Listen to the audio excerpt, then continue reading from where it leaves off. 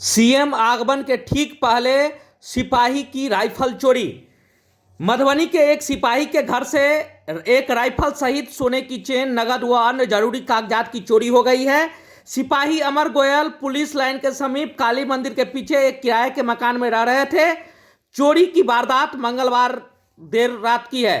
CM Nitish Kumar Madhubani आगमन के ठीक पहले सिपाही की राइफल की चोरी की घटना से पूरे शहर में सनसनी है। मामले की तहकीकात में नगर थाना पुलिस जुट गई है।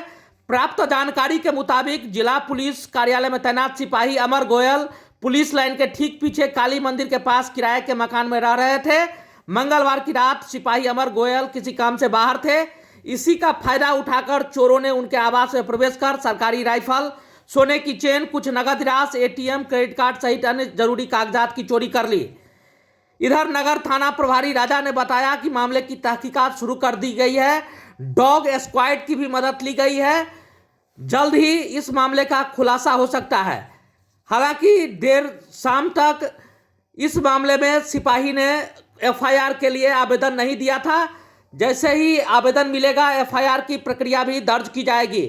इधर सीएम आगमन के ठीक कुछ घंटे पहले यह चोरी सनसनी फैला दी है।